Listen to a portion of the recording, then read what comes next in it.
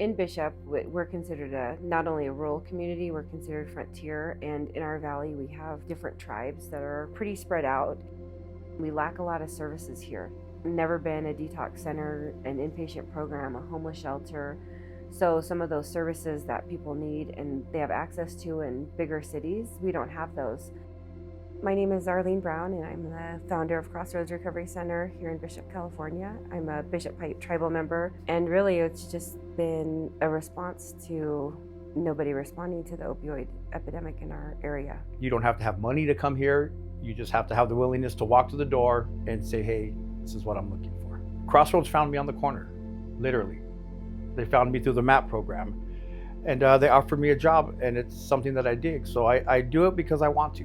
You know, it's not a money thing, it's not a pride thing, it has nothing to do with me. I work here because I want to, because I enjoy helping my community and anybody who might need help.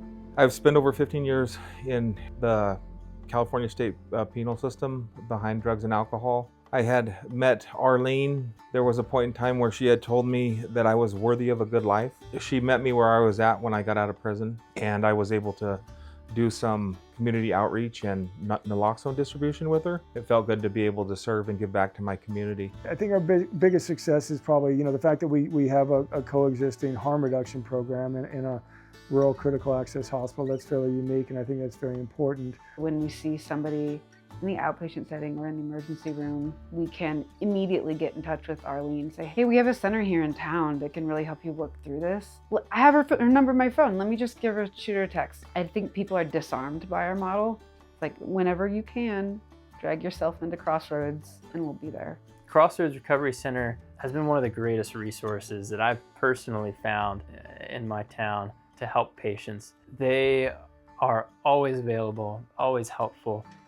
To come to the emergency department to see patients. When we are stressed from a hard day in the emergency department and somebody steps in, like Stephen also often does, with an attitude of compassion and love, it opens the greater area to respond in a similar way. Crossroads Recovery Center has an indigenous model of care. When we first started the organization, I struggled with that because I didn't really know what that was.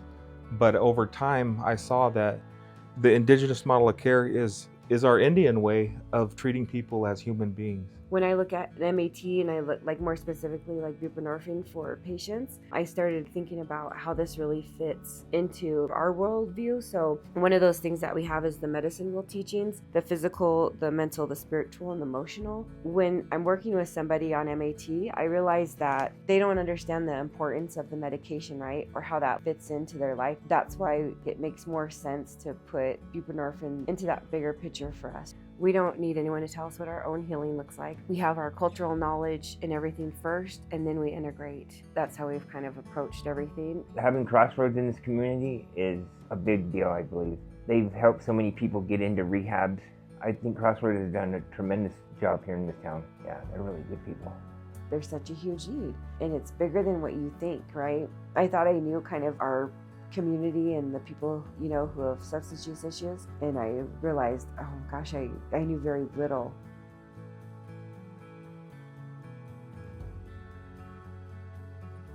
Man, we do this work because there's people who will never see it, right? Like, we've lost a lot of people along the way. We want to honor that, and we don't want that to happen again, right? Our biggest message is the message of preventable overdose. You don't have to die from it. One of our things that we always say is that our people deserve the best care, the best services, not the leftovers.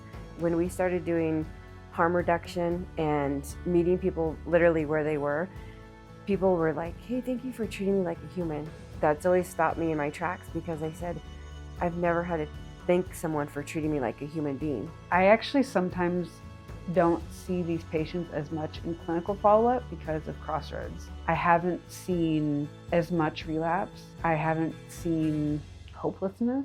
No, I think this place gives people hope.